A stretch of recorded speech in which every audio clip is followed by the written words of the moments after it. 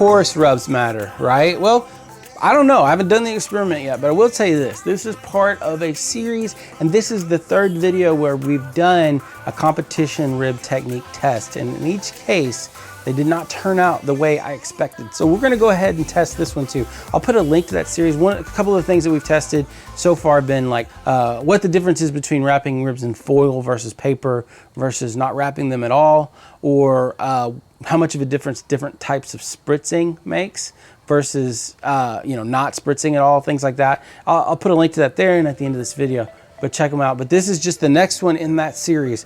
Part of what inspired this is a conversation I had with Greg Mervich. He owns Ballistic BBQ, the YouTube channel, and he said there's a restaurant near his house that doesn't put any seasoning on the meat. And the idea is they rely on the seasoning in the pit to add flavor to the meat. And I thought, well, that is interesting. So I'm thinking I'm gonna test this out and see what happens. So we have 6 racks of ribs. 2 of them we're not gonna season at all. 2 of them we're gonna season with basically just salt and pepper. And the reason I say basically is because there is some cayenne pepper in there, but not enough to really, really matter. So basically it's salt and pepper, nothing, salt and pepper. And then in the last 2 racks of ribs, we're gonna season them with my favorite all-purpose seasoning, which is the Rub by GQ Barbecue. And then I'm gonna take 1 of each of those and I'm gonna cook them straight through. So only thing we have on it is the rub itself, or lack thereof in this case. And then in the other rack, I'm gonna do the full wrap and foil with whatever goodies I can find in my pantry.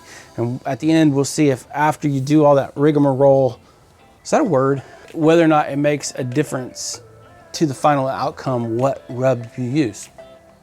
We'll see, we'll see. So we've got the Lone Star Grillz fired up to 250 degrees. They're actually sponsoring this video. Thank you very much, Lone Star Grillz. My neighbors behind me are getting a new roof on today, and those guys are on lunch break. This is the quietest it's been all day. So if you hear pounding in the rest of the video, I apologize. It's not me, it's my neighbors, but hey, you know, you gotta have a roof, right?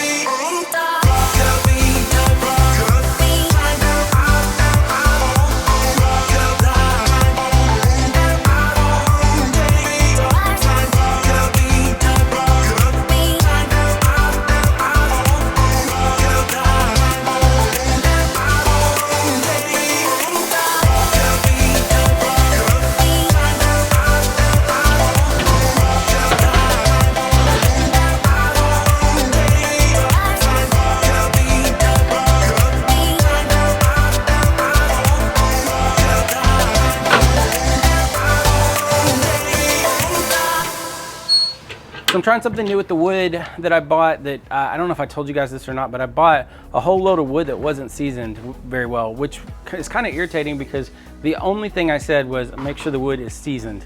But basically, the lady sold me concrete blocks. I mean, it's ridiculous. So one of the things I'm trying is putting my next lug in the firebox next to the fire, just so it can like warm up and kind of kiln dry. I didn't think at first that that was working at all, but actually the last few logs it's helped a lot. So something to think about if you ever end up with a bunch of wood that won't burn. The other thing is there are bags of wood you can buy at Academy that are kiln dried that always work. So I'm using those. I'm kind of mixing those in as needed, but you know, this is a nice workaround, and whoever gave me the suggestion, I really appreciate it.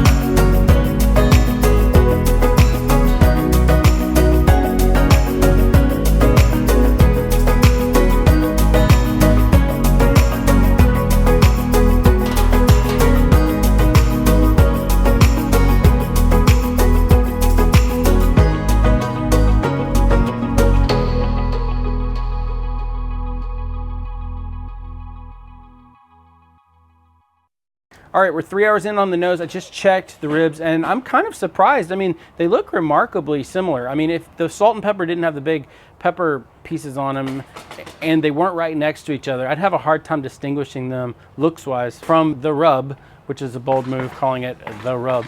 It's a little bit darker, but they look similar to the salt and pepper. And then what's interesting also is the naked ones, they darkened up a lot. Even though they don't have any seasoning on them at all, they actually look really pretty.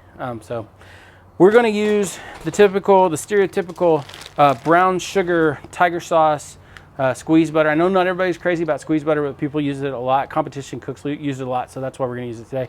I'm gonna get these wrapped up, put them back in the cooker for maybe another hour or so. And then we'll pull them out and give them a shot and see which one we see. Not necessarily see which one we like better, but just to see if we can even taste the difference and how pronounced it is after you do all this stuff. And then the opposite racks, the one we didn't use, will just stay in the cooker for, I don't know. Looks like they need another hour and a half, maybe. I don't know. We'll see. We'll see. But that's where we're at. Let's get to it.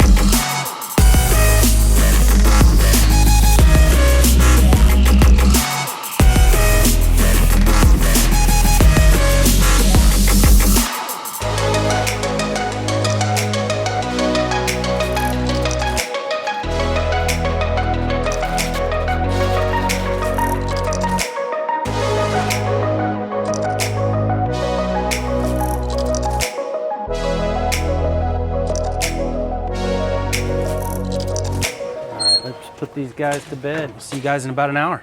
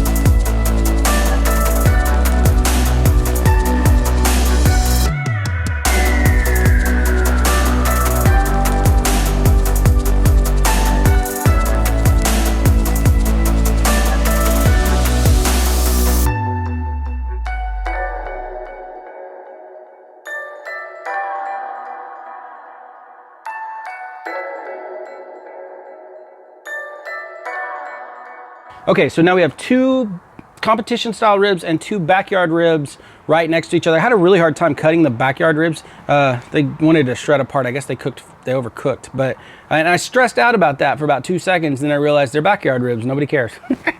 So I'm gonna take these inside. My wife and I are gonna test them. That way we have another person's opinion.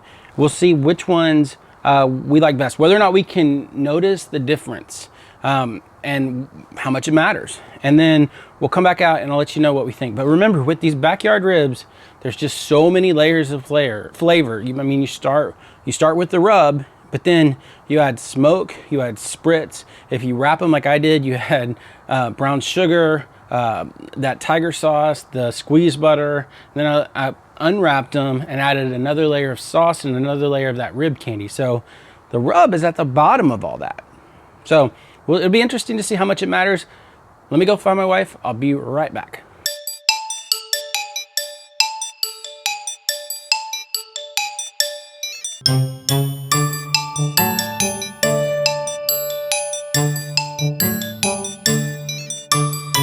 What's your favorite?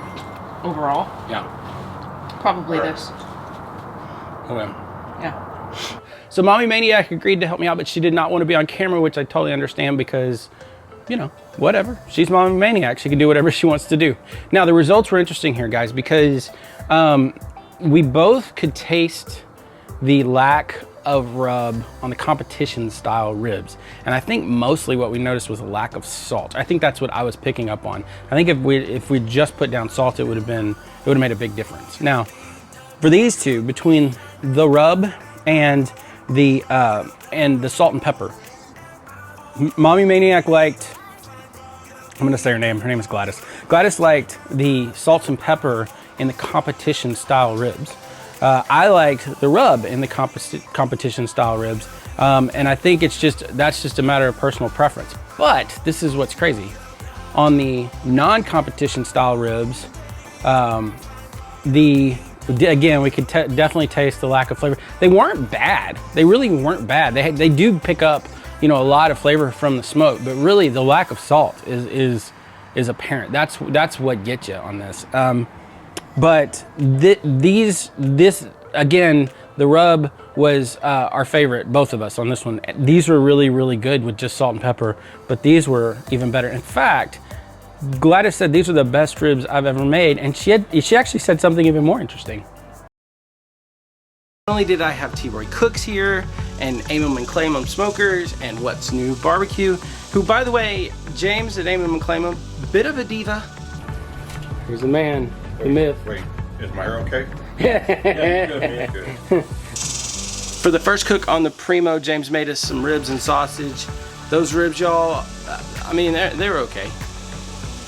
This is the best rib I've ever had in my life. I can't believe it. Like, my wife, even my own wife was going, yeah, he's a lot better than you. And it's true. I wasn't even offended.